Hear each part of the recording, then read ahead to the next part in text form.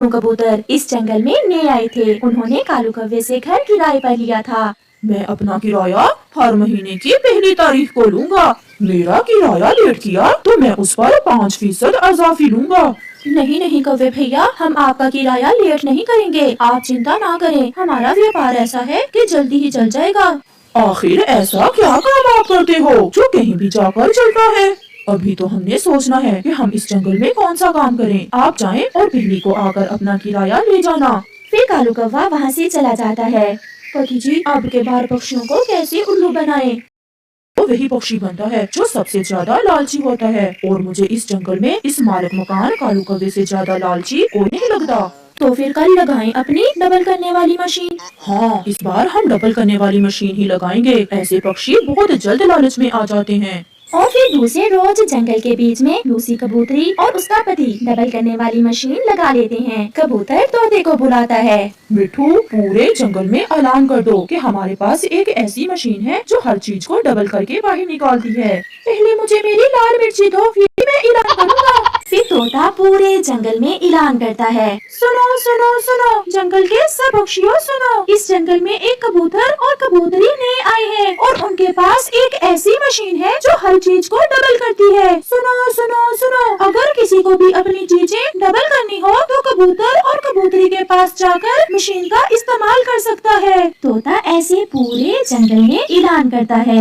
मम्मा, ये तोता अंकल आज कैसा ऐलान कर रहा है? मुझे तो विश्वास नहीं हो रहा कि कोई मशीन ऐसी भी है जो चीजों को डबल करती है। कुकू बेटा, ये सब झूठ होता है। जहाँ तक मुझे पता है अभी तक तो किसी ऐसी मशीन का आविष्कार नहीं हुआ जो चीजों को डबल करती हो। लूसी है ना नाम आपका? हाँ हाँ, मेरा नाम लूसी ही है। ये ले मेरा फूल, मुझे डबल कर दें। सब डबल होगा, जो भी होगा सब डबल होगा।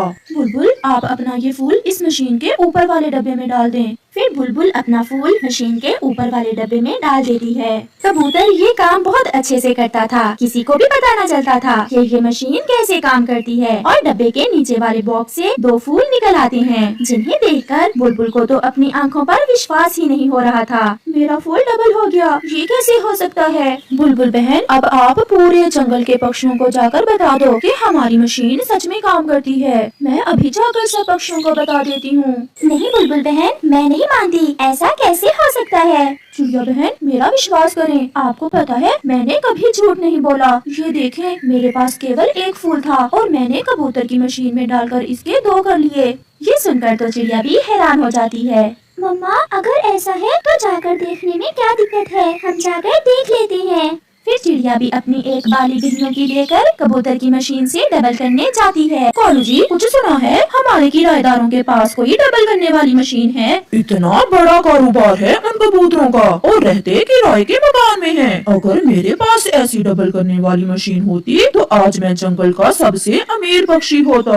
कालू जी, हम भी जाकर देखें तो कि वो मशीन कैसी है। कबूतर भैया, आप पहले कहाँ रहते थे? इससे पहले हम पूर्व वाले जंगल में रहते थे। वहाँ का मौसम अब बहुत ठंडा हो गया था, इसलिए हम इस जंगल में आ गए। फिर चिड़िया शर्माते हुए कहती है, ये कुकू है मेरा बेटा। इसने आपकी डबल करने वाली मशीन का सुना तो जिद करने लगा। क्या सच में ऐसी कोई मशीन है? आंटी, अगर ऐसा है तो मेरे लिए ये एक नई चीज होगी। ये मशीन आपके सामने है, इसमें जो डालना है आप डालें और ये मशीन डबल कर देगी। आप इसमें कुछ डालकर देख सकते हैं। फिर चिड़िया अपनी गेहूं की बाली उस मशीन में डालती है। फिर कबूतर अपना काम करता है और मशीन अपना काम करती है। नीचे वाले बॉक्स से गेहूं की 2 बालियां निकलती हैं। ये देखकर कुकू तो खुशी से उछल पड़ता है। मम्मा, ये मशीन तो बहुत गजब की है। ऐसा आविष्कार तो मैंने पहली बार देखा है। मुझे तो अपनी आंखों पर विश्वास ही नहीं हो रहा। हम तो पक्षियों की सहूलत के लिए इस डबल करने वाली मशीन की कोई फीस भी नहीं लेते। जो चाहे डबल करो, और वो भी मुफ्त में। चिड़िया अपनी 2 गेहूं की बालियां लेकर घर चली जाती है।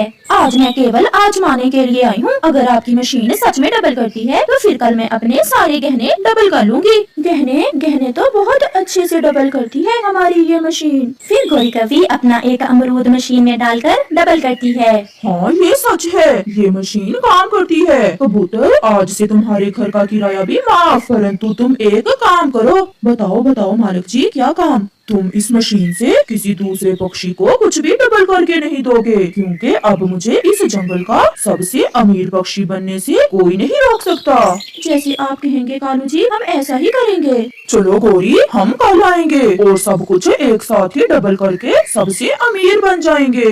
रात को लूसी अपने पति से कहती है, शायद कल हमारा टारगेट हमें मिलने वाला है। वो कौवे लालच में आकर सब कुछ बेचकर अपना पैसा डबल करने के लिए ले आएंगे। और कैसे उन कौवों का पैसा लेकर हमें भागना है, मैंने ये भी योजना बना ली है। फिर वो हंसते हुए सो जाते हैं। दूसरे रोज कालू और गोरी अपने सारे गहने लेकर कबूतर के पास आते हैं। ये सब एक साथ ही डबल कर दें।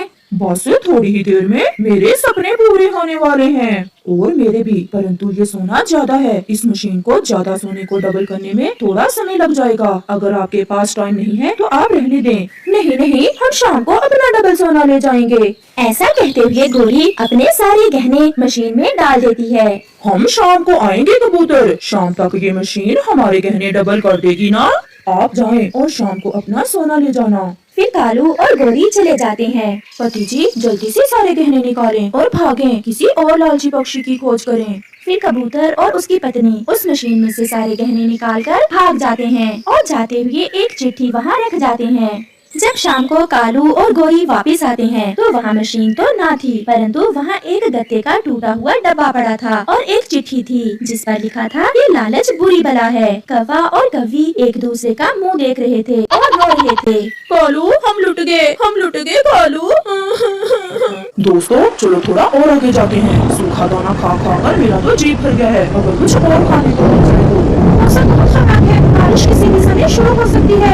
आगे जाना खतरनाक हो सकता है, हमें वापस चले जाना चाहिए। तोते और कबूतर, ऐसा भी क्या है, अगर बारिश शुरू हो भी गई तो हम किसी पेड़ के नीचे बैठ जाएंगे। ऐसे वो सब दोस्त वहाँ से थोड़ा और आगे जाने का फैसला करते हैं। वो उड़ते उड़ते दूर निकल जाते हैं और फिर वही हुआ जिसका उन्हें डर था। आसमान में बादल घेरा हो जाता है और साथ ही तेज बारिश शुरू हो जाती है। वो सब दोस्त एक घने पेड़ के नीचे बैठ जाते हैं। कौवे, तुम्हारी वजह से हमें बारिश में भीगना पड़ रहा है। अच्छा ही हुआ, इसी बहाने कबूतर ने नहा तो लिया। मेरी पत्नी गोरी मुझे बता रही थी कि कबूतर पूरे महीने बाद नहाता है। मुझे तो अपने बच्चों को लेकर परेशानी हो रही है, कहीं मेरे बच्चे ऐसे मौसम में घर से बाहर न निकल आए। मेरी पत्नी भी बादल की गरज से बहुत डरती है, मुझे भी उसकी चिंता हो रही है। तोते भैया, मैं बहुत देर से आपसे एक सवाल पूछना चाहती हूँ। पूछे चिड़िया बहन, क्या बात है? ये कि आप अकेले क्यों रहते हैं? आपका कोई घर परिवार नहीं है? आप कभी इस पेड़ पर और कभी उस पेड़ पर अपना घर बना लेते हैं। चिड़िया बहन, मैं भी ये जानना चाहता हूँ कि तोता किसी एक घर में क्यों नहीं रहता और हमेशा लाल मिर्ची ही क्यों खाता है, और ये भी कि हमारे मिठू ने अभी तक शादी क्यों नहीं की। बताए ना तोते भैया, ऐसे समय भी गुजर जाएगा। ये सब सुनकर तोता बहुत निराश हो जाता है। अगर आप सब ये जानना चाहते हो तो सुनो। ये तब की बात है जब मैं बहुत छोटा सा था। मैं जिस घर में रहता था वो बहुत बड़ा घर था। एक दिन मैंने अपनी माँ से पूछा, आप हर समय मुझे मिर्ची ही क्यों खाने को देती है? बाकी पक्षी तो रंग बिरंगे फल खाते हैं, फिर मैं मिर्ची ही क्यों खाऊं? बेटा मिठू, हम तोते अगर कोई और फल खाएं तो हम मर जाते हैं, और आप कभी भूल कर भी कोई और फल न खा लेना। माँ की ये बात सुनकर मैं बहुत हैरान हुआ। मैं छोटा था इसलिए मैंने अपनी मम्मा की बात सच मान ली और चुप हो गया। और फिर एक रात मैं सोया हुआ था, मुझे रात को बहुत प्यास लगी। मैं पानी पीने के लिए उठने ही वाला था कि पापा की आवाज मेरे कानों में पड़ी। अब मिठू बड़ा हो गया है, अगर किसी ने बता दिया कि मिठू हमारा बेटा नहीं है तो सारा खेल खराब हो जाएगा। कौन बताएगा? इस राज का तो सिर्फ बुढ़ी चील को पता है, और वो पहाड़ों में रहती है। वो तो अब उड़ भी नहीं सकती, और कौन बताएगा मिठू को? मेरी बात मान लो, मैं कल मिठू को जंगल में ले जाकर मार देता हूँ, और फिर ये अमरूदों का बाग और ये घर हमेशा हमेशा के लिए हमारा हो जाएगा। तो फिर जान से ना मारना, उसे घने जंगल में छोड़ा ना। छोटा है अभी खुद ही मर जाएगा और हम उसकी जायदाद पर कब्जा कर लेंगे। ये सुनकर मैं बहुत डर गया। यार तोते, माता पिता कैसे अपने बच्चे को मार सकते हैं, फिर वो आपको क्यों मारना चाहते थे? मैं बताता हूँ। ये सुनकर मैं भी यही सोच रहा था, और फिर जैसे ही सुबह में मैं पानी पीने के बहाने से अपने घर से निकला। मैं उड़ना जानता था। मैं बहुत तेजी से उस बूढ़ी चील के पास चला गया, क्योंकि मैं भी ये जानना चाहता था कि मेरे मम्मा पापा मुझे क्यों मारना चाहते हैं, और अगर मैं उनको बेटा नहीं हूँ तो मैं कौन हूँ? आंटी जी, मैं मिठू हूँ। आंटी, मैं आपसे आपसे कुछ पूछने आया हूँ। मिठू बेटा पूछो, आप क्या पूछने आए हो? आंटी जी, मैं कौन हूँ? क्या मैं जहाँ रहता हूँ वो मेरा ही घर नहीं है? और आपके पास वो क्या राज है जिसे आपके सिवा और कोई नहीं जानता? मिठू बेटा अगर तुम्हें पता चल ही गया है तो सुनो, जिनके पास आप रहते हो वो आपके असल मम्मा पापा नहीं है। आपके मम्मा पापा तो एक हादसे में मर गए थे, और जिसे आप अब अपनी मम्मा समझते हो वो तुम्हारी चाची है, और जिसे आप अपना पापा समझते हो वो आपका चाचा। तो आंटी वो मुझे मारना क्यों चाहती है? क्योंकि वो जो अमरूदों का बाग है वो आपके मम्मा पापा का था, और आपके चाचा और चाची उस बाग और उस घर पर कब्जा करना चाहते हैं। ये सब सुनकर मैं बहुत निराश हो जाता हूँ, और फिर मैंने बाकी से घर ना जाने का फैसला कर लिया, क्योंकि मेरा परिवार से विश्वास उठ चुका था। मैं वो सब छोड़कर कहीं दूर चला जाना चाहता था, और फिर मैंने ऐसा ही किया। मैं उठते उठते यहाँ आ गया, और फिर मैं अकेला ही रहने लगा। आप तो बहुत दुखी हो।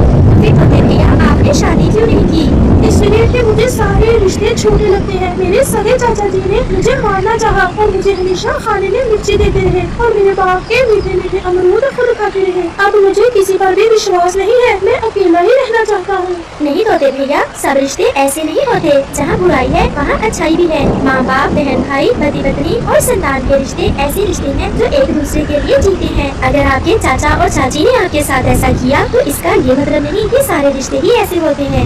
अब बारिश भी रुक गई है, चलो अब घर चलें। और फिर वो सब दोस्त अपना अपना भोजन लेकर घरों को वापस हो लेते हैं। कव्वा घर आकर तोते की सारी कहानी अपनी पत्नी गोरी कवि को बताता है। पति जी फिर तो वो तोता बेचारा बहुत दुखी है। आज के बाद मैं उसे तंग नहीं किया करूंगी और उसे अपना भाई बनाकर रखूंगी। कालू जी अगर तोता मान जाए तो मेरी नजर में एक तोती है, मेरी माँ वाले जंगल में रहती है, क्यों ना हम उसकी शादी कर दें अपने मिठू भैया से। तोते का रिश्तों पर विश्वास नहीं रहा। हाँ, अगर चिड़िया बात करे तो शायद मिठू मान जाए। तो फिर मैं सुबह पहले चिड़िया से बात करती हूँ। दूसरे रोज गोरी कवि चिड़िया के पास जाती है और उससे मिठू की शादी की बात करती है। गोरी बहन, आपने बहुत अच्छा सोचा है। अब हम मिठू की शादी करेंगे और वो फिर से रिश्तों से प्यार करने लगेगा, और फिर उसे पता भी चल जाएगा सब रिश्ते उसके चाचा और चाची की तरह नहीं होते। तो फिर चले मिठू से बात करते हैं, वो नदी पर बैठा हुआ है। ऐसे चिड़िया और गोरी कवि मिठू तोते के पास चले जाते हैं। मैं शादी नहीं करूँगा, मैं तो अपने मिठू भैया की शादी करके ही रहूंगी। तोते भैया, ऐसे अकेले जिंदगी गुजारना बहुत मुश्किल है। आप हमेशा दुखी रहते हो, कभी आपको हंसते नहीं देखा। जब तुम्हारे घर में तुम्हारी पत्नी होगी और बच्चे होंगे तो फिर देखना आपको जिंदगी में कितना सुकून महसूस होगा, और फिर आपको पता भी चलेगा कि असल रिश्ते क्या होते हैं। ऐसे चिड़िया और गोरी कवि तोते को शादी के लिए मना ही लेती हैं, और फिर वो तोते की शादी कर देते हैं। तोते की पत्नी बहुत अच्छी तोती थी, लाली नाम था उसका। वो बहुत सुंदर थी। पति जी आज आप ये अमरूद खाकर देखें, मिर्ची के अलावा आप कुछ और भी खा लिया करें। मैंने कभी कुछ और खाया ही नहीं। अगर खा लोगे तो फिर ही आपको पता चलेगा कि इस जंगल में कितने स्वादिष्ट स्वादिष्ट फल हैं। और फिर आहिस्ता आहिस्ता मिठू तोता दूसरे फल भी खाना शुरू कर देता है। अब मिठू तोता बहुत खुश रहने लगा था और वो अपने सब दुख भूल गया था। लाली, मुझे अब पता चला कि परिवार कितना जरूरी होता है। जब मैं अकेला रहता था मैं कभी खुश नहीं हुआ था, मुझे कोई भी फल अच्छा न लगता था। मेरे दोस्तों ने बहुत अच्छा किया जो मेरी शादी कर दी। गोरी कवि और चिड़िया भी वहाँ आ जाती है। मैंने सब सुन लिया है मिठू, बहुत खुश लग रहे हो। और जब आपके घर में एक छोटा सा बच्चा आ जाएगा तो फिर देखना असल जिंदगी फिर शुरू होगी मिठू भैया। गौरी बहन, आपका बहुत बहुत धन्यवाद जो मुझे इतना अच्छा पति मिल गया और मुझे इतनी सुंदर पत्नी। अब मैं बहुत खुश हूँ और मेरा तो गीत गाने को मन कर रहा है। ऐसे वो तोता अपने परिवार के साथ खुशी खुशी का जीवन बिताने लगता है।